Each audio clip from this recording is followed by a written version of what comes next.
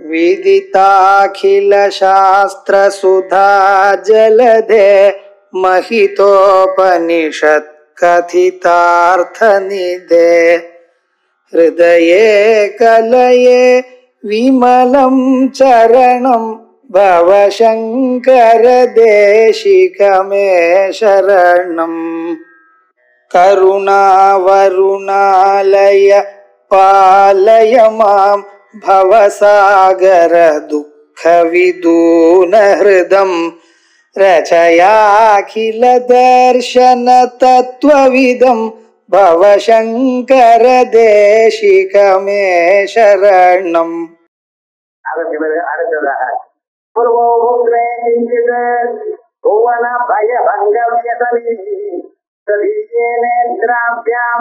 मधुकर रुचिभ्यां धृतगुणं धनुर्मन्ये तद्येदर गृहीतं रतिपदे प्रकोष्ठौ मुष्टौ च स्थगयति विदूढान्तरमुमे।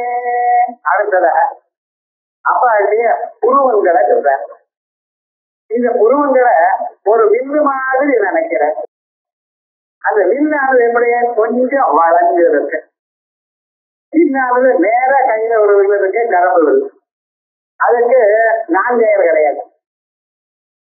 அதே போல மன்மதன் கையில ஒரு வில்லு இருக்கு, அதுக்கு நான்கயிறு கிடையாது. அம்பாட்டி கையில வில்லு இருக்கு, அதுக்கு நான்கயிறு என்ன தெரியுமா? அது வெறும் வண்டுகள் தான், வெறும் வண்டு தான். அந்த வண்டுன்னா என்னங்க, அது உப்புன்னு ஊதினா போயிடும். அது அப்படி உப்புனோ பக்கத்தில் நிற்காது. இருந்தாலும் ஏதோ ஒரு காரணத்தினால் அதை வச்சுட்டு ஜெயிக்கிறாள் இல்லையோ. அதே போலதான் விசேஷமாக இந்த ரெண்டு கண்கள் மேல இருக்கக்கூடியதான புருவங்கள், அந்த புருவங்கள் எப்படி இருக்கு, கொஞ்சம் வளைஞ்சு இருக்கு. இந்த வளைஞ்சு இருக்கக்கூடியதான இரண்டு புருவங்களுக்கு நடுவுல அந்த வில்லானது கட்டா இருக்கு சார். தெரியலையே, ரெண்டு புருவங்களும் சேரலையே. ரெண்டு புருவங்களுக்கு நடுவு, இந்த மூக்குக்கு மேல நடுவுல முடி இல்லையே. என்ன அதான் விசேஷம். இந்த புருவங்களானது வளைஞ்சு இருக்கக்கூடியதான புருவங்கள் அது ஒரு வில்லு மாதிரி அகப்படுகின்றதமா. அது கண்டதுமே என்னாச்சுன்னா, ஏதாவது வில்லு அம்பு நம்ம மேல விழுமோ அப்படின்னு ஒவ்வொன்னா பய பங்கம் என்ன. உலகத்தில் இருக்கக்கூடியதான ஜனங்களுக்கு பயம் வந்துருமோ என்னமோ. வில்லு இருக்க வானத்தை விட்டு அது மேல விழுந்ததுன்னா பிராணம் போயிடுமே அப்படின்னு ஜனங்களுக்கு பயம் வந்துருமோ அப்படின்னு நினைச்சிருந்து அப்படியே அசையாம வச்சிருக்காங்க. ஆனா கொஞ்சம் அசைஞ்சா போறோம், அம்பாளுடைய ஒரு புருவம் அசைந்து நடுங்கி விடுவா. அது எப்ப அசையுமோ நமக்கு ஏதாவது சொல்றாளோ அப்படின்னு அப்பா சரஸ்வதியும் மகாலட்சுமியும் காத்துட்டு இருக்கலாம். சகாம ரமாவாணி சத்யதட்சிண தேவிதா இன்னும் காப்பாற்று. சரஸ்வதி மாதா இன்னும் மேலும் மேலும் படிக்கணும், விஷயங்கள் புரியணும்னு இன்னும் அம்பாளை தெரிவிக்கிறாள். மகாலட்சுமி தாயார் உலகத்துக்கெல்லாம் பிரேமத்தை நான் கொடுத்து கொண்டே இருக்கணும் அப்படின்னு நினைச்சோம்னா அந்த சக்தி நமக்கு வந்து கொண்டே இருக்கணுமோ அதுக்கு மூல தத்துவமா இருக்கக்கூடியதான அம்பாளை பிரார்த்தித்துக் கொண்டே இருக்காளா. இப்படிங்கிற சாஸ்திரங்கள் சொல்றது. அதனால அது அசையாம அப்படியே இருந்துக்கலாம். குரு விஷயத்தினால புருவங்கள் அசைவதனாலேயே உலகத்தை எல்லாம் என்னென்ன இதெல்லாம் மாற்றக்கூடியதான சக்தி அம்பாளை வச்சிருக்கேன். இருந்தாலும் ஜனங்கள் பயந்து விடுவாளோ அப்படிங்கிற ஒரு எண்ணத்துல அது அசைக்காம இருக்கலாம்.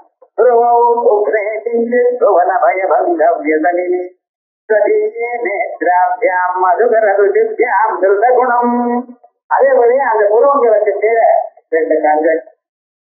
அந்த கண்கள் நிறைய என்ன பண்ணிருக்கேன், முதலியே கண்கள் கருப்பா இருக்கு. அது வேற கச்சலத்தை எல்லாம் வச்சிருக்கேன். முகேதே சாம்பூதம் அப்படின்னு கச்சல கலா அப்படின்னு அதுக்கு கச்சலத்தை எல்லாம் வச்சிருக்கலாம். அது என்ன இருக்கு, அந்த கருப்பா இருக்கக்கூடியது அந்த விழிகளோடு சேர்ந்ததான கண்கள் எப்படி இருக்கு, அது வண்டு மாதிரி இருக்கு. அதான் சொல்றேன்,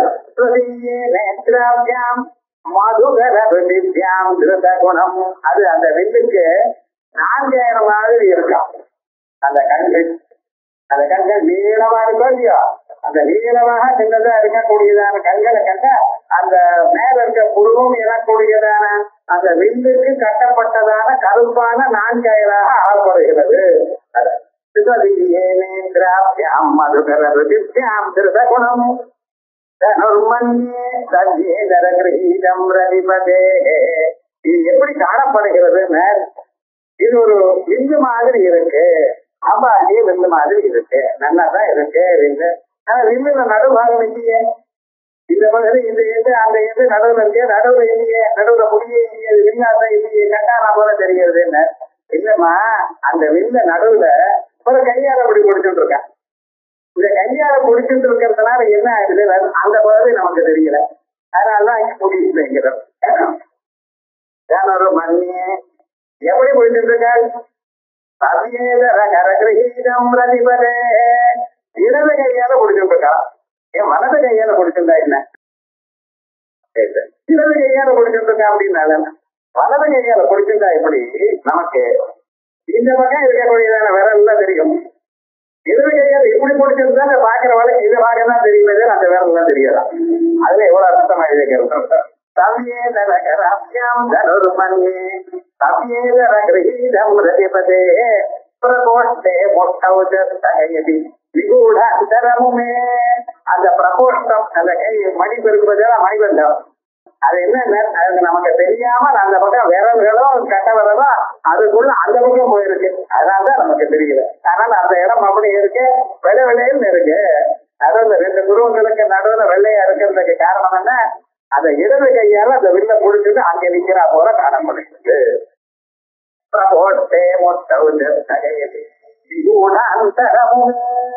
லோகம் நல்லா இருக்கு, அர்த்தம் தெரியாது. அவளுடைய புருவங்களையும் கண்களையும் வர்ணனம் பண்ணியிருக்க, அவ்வளவுதானே. அது விசேஷம் என்ன இருக்கு பார்க்கணும். விகூட அந்தரமுமே இந்த இடத்துல உமான்னு சொல்லியிருக்கேன். எத்தனையோ பார்வதியே அம்பாளே எல்லாம் சொல்லப்படாதோ, அந்த உமேன்னு சொன்னதுனால ஒரு விசேஷம் இருக்கு. உமாங்கிற பேருக்கு ஒரு விசேஷம் சாஸ்திரங்கள்ல சொல்லப்பட்டிருக்கு. இந்த உமாங்கிற பேருக்கு தபஸ்ன்னு அர்த்தம். பார்வதி தேவி தபஸ் பண்ணினா, தபஸ் பண்ண முயன்றாள். எதற்காக, பரமேஸ்வரனையும் ஆத்துக்காரரா அடையணும்ங்கிறதுக்காக. அதே போல பரமேஸ்வரனும் தபஸ் பண்ணினாராம், எதற்கு, அம்மாவையே அடையணும்ங்கிறதுக்காக. பரஸ்பர தபஸ்தம் பலாயுத பரஸ்பரவும். அம்பாள் பரமேஸ்வரனை அடையிறதுக்காக பண்ணின தபசு வசதிய, அல்லது பரமேஸ்வரன் அம்பாளை அடையணுங்கிறதுக்காக பண்ணியதான தபசு வசதிய, இது வரைக்கும் தெரியலையே, கம்ப்யூட்டர் தான். அப்படி தபஸ் பண்ணினா, தபஸ் பண்ணும் பொழுது அம்மா சொன்னாலாம், பார்வதி அம்மா, அம்மா உன்னால முடியாது, நீ பெண்ணு, தெரியல தாங்காது தபஸுக்கு. அதெல்லாம் அந்த புருஷாலா இருந்தது முனீஸ்வரனால் தான் முடியும், சாதாரண மனக்கேளால முடியாதுமா, கோமளமான தெரியல முன்னது அப்படின்னு கேட்கல. இந்த தபச பண்ணித்தான் பரமேஸ்வரன் அடைய முடியும். அந்த தத்துவத்தை, ஒருங்கான தத்துவத்தை அடையணும். ஏன்னா அதுக்கு முக்கியமா வேண்டியது தபசு தான். அந்த தபம் புரிந்தால் தான் முடியும் அப்படிங்கிற அபிப்பிராயத்துல தபசு பண்ணின. அதனாலதான் அவளுக்கு உருமான பேர் தான். பூமி பூர்ண தபசு மாறினா வேண்டாம் தான். பூமி மாத்திரா தபசா நிஷித்தா பச்சாது மத்திய முக்தி முக்தி ஜகாமா. சுபுத்தியாக அழகா இருக்கக்கூடியதான அவளுக்கு உமா என்றதான ஒரு பெயர் வந்தது. இந்த உமாங்கிறவள் தான் எல்லோருக்கும் ஆத்ம தத்துவத்தை எடுத்து சொன்னான். ஒரு காலத்துல தேவதைகளும் அரக்கர்களும் எல்லாரும் சேர்ந்து யுத்தம் பண்ணிட்டா, அந்த யுத்தத்துல அரக்கர்களை ஜெயித்து தேவதைகளுக்கு பலம் வரும்படி பண்ணினாள் அம்பாள். தேவதைகள்லாம் ஜெயிச்சிருந்தாங்க.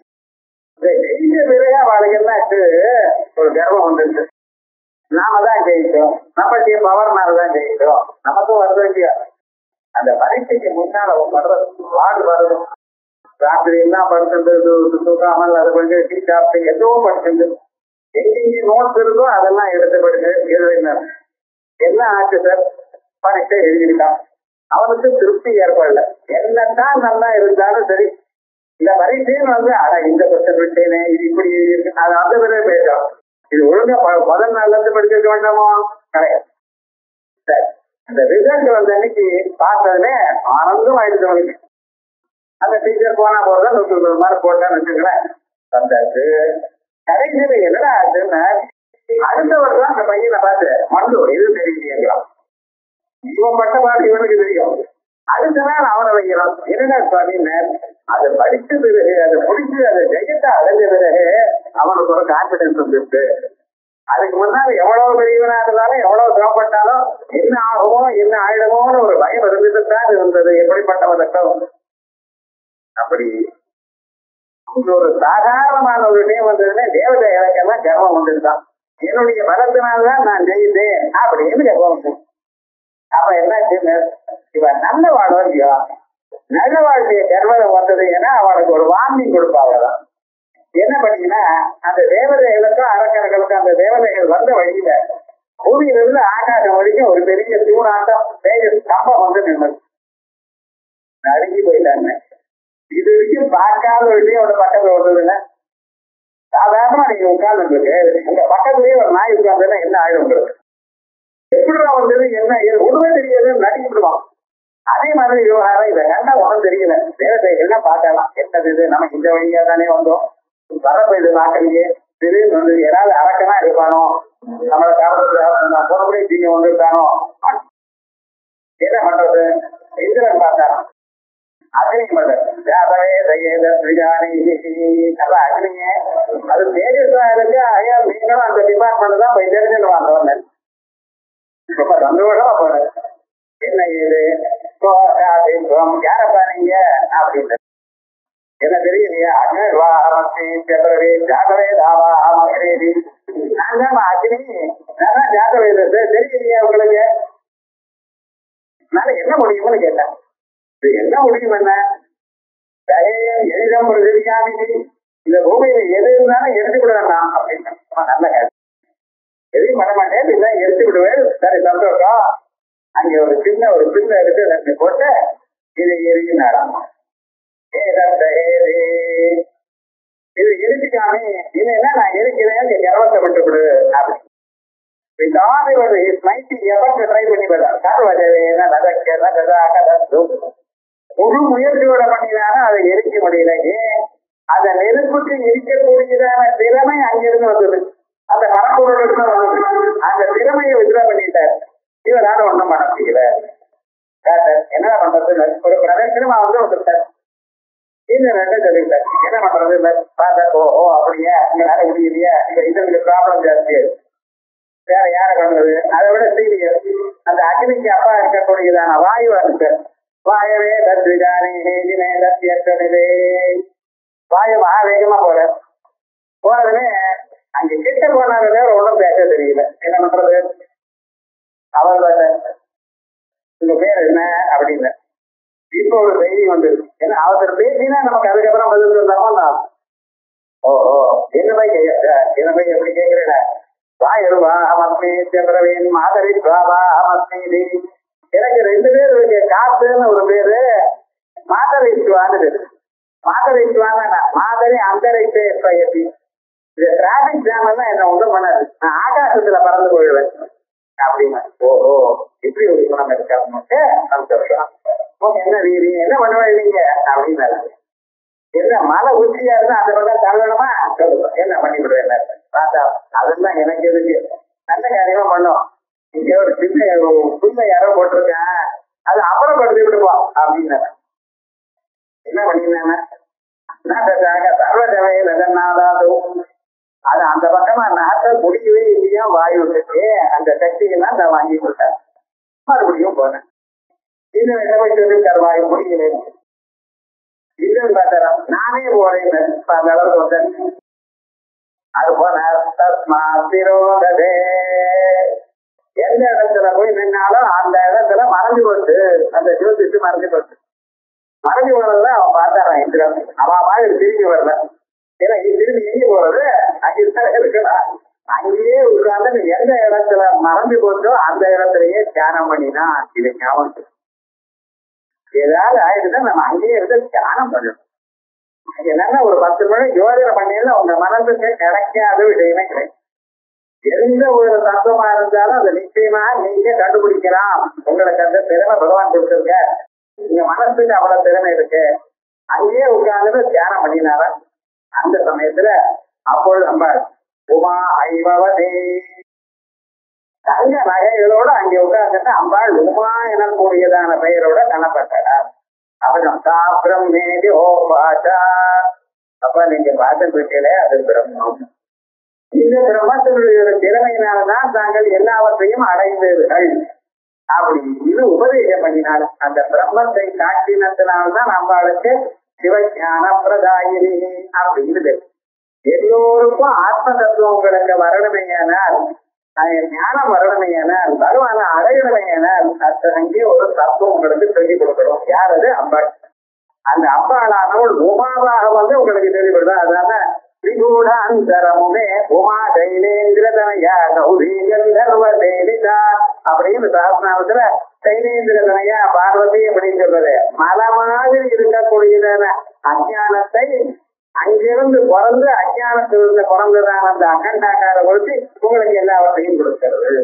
அதான் உமான ஒரு பேர். விகூட அந்தரமுமே அதுல ரகசியமாக இருந்து கொண்டிருக்கா இந்த தத்துவமானது நாம் அறிய முடியாம நமக்கு ரகசியமான ஒரு தத்துவத்தை சொல்லக்கூடியதான அம்பாளா இருக்கா அப்படின்னு விசேஷமாக பராமபூதிம் பவபாவன பாதனானீம் சதாசிவாக்கியாம் அபிஷோபராக்கியாம் உமாபிதாம் உத்தமசித்தவர்த்தின் நமாமி நானாமி தலோக வைபவாம் அப்படின்னு சூத சம்ஹீதை இந்த ஸ்லோகத்துக்கு அசந்தது.